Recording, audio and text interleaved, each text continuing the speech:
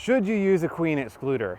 It's a great question, and one that beekeepers have been debating about for years. You know, some beekeepers they don't call them queen excluders, they call them honey excluders. And other beekeepers swear by them, say it's the greatest thing on the planet, and every beekeeper should use them. And when you have two parties that adamantly think so opposite, you know, oftentimes in beekeeping anyway, the answer is you can kind of go either way. there's not a clear right or wrong. And that's very true when it comes to queen excluders. It's preference based. You don't have to use a queen excluder.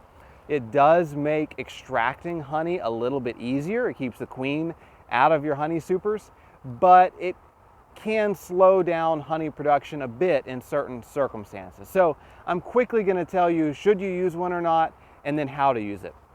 Well, and you can also get a plastic or a metal queen excluder. Doesn't really matter. The bees don't really care. The plastic ones used to kind of hurt the bees, and they used to fall apart really quickly due to UV light, but the plastic ones these days work really, really well. I kind of prefer them because they're flexible. They don't break as easily. The metal one, you know, if one of these gets bent, these metal rods get bent, then the queen can get through. These don't last as long, but you know, so it's either way. It depends on if you want to go premium, get the metal. If you're trying to go cheap, get the plastic. They both accomplish the same job, which is keeping the queen out of the honey super. So use whichever one you want. For the sake of the video, I'll use the yellow one because it's yellow and we're beekeepers and we love yellow. So as far as whether or not you should use one, if you have a strong hive with great bee population and it looks like it's going to be a pretty good honey flow that year, it doesn't hurt at all to use a queen excluder. You know, it's just going to go right between your top brood box and your honey super, and it prevents the queen from getting into your honey super and laying eggs.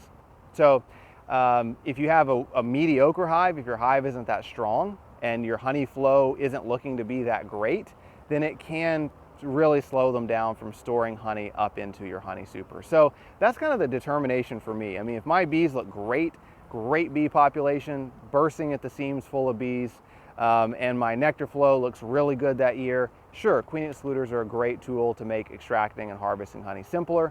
If I'm like, oh, my bees really don't look that good this year, then I'm probably not going to use a queen excluder because it'll slow them down. Now, if you get brood up in your honey supers, it's not that big of a deal. You can still, you know, you can move the brood down into the bottom box if your honey super is a deep box. If you have several hives, you can consolidate all the frames of brood into one brood box and put it on top of a weaker hive. There's any number of ways that you can handle that brood. If you extract quickly, I mean, I've taken cap frames of brood and pulled them off with the honey super, extracted honey, put them back in that honey super and put them back on the hive. And if you do that within, you know, 6-7 hours on a hot day, that cap brood will survive oftentimes. So plenty of ways to handle brood in the honey super. It's just inconvenient. So now, how do you use a queen excluder? Pretty simple. When you've got a hive, this is a hive that is ready for a honey super, which just means that it's full of bees, obviously. It's a great hive, full of bees. Both brood boxes are packed out with bees and honey. It's ready for a honey super. So this is really simple. You have two options, or really not, it's not really an option. There's two ways you can go here. If you have a honey super like this one that already has drawn out honeycomb, or in this case we've checkerboarded these frames. I've got drawn honeycomb from last year, and then I've got a frame of foundation, and then I've got, you know, frame of drawn comb. So I've checkerboarded these frames.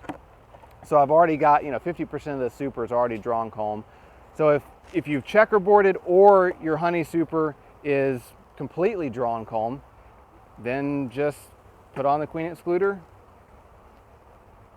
and put on your honey super. Simple as that. You're done. Easy peasy. Now, if your honey super is all foundation, so if this is your first year in beekeeping, and like this super, everything is just foundation, undrawn comb, then you don't want to put the queen excluder on yet, because the bees will not move through the queen excluder to draw out foundation. Now, if there's already comb up here, like in the previous super, they'll move right through and start drawing out those checkerboarded frames of foundation, but that pre-existing comb will draw them right through that queen excluder. They won't move through that queen excluder to draw out a super that has no previously drawn comb in it. So in that case, I'm just gonna not use the queen excluder yet. I'm gonna put this box on. I'm gonna be feeding my bees probably for a couple more days so they get started drawing out this honey super more quickly.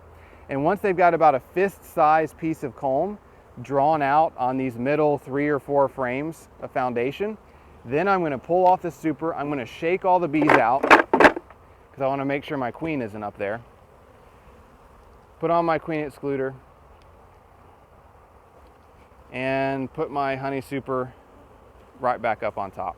And now that the bees have gotten started drawing out that foundation, they'll continue moving through that queen excluder now that they can smell it and they've already gotten started. So it's as simple as that. By the way, one of the reasons I love this yellow, here at the Bee Supply, we made these queen excluders yellow because it's so easy to see. When you're looking at your bee yard, you can easily and quickly see, oh yeah, that one has a queen excluder, because that yellow really stands out.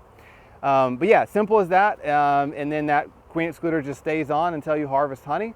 And then the queen excluders should always come off when you harvest honey, and they can stay off until you're ready to put supers on next year.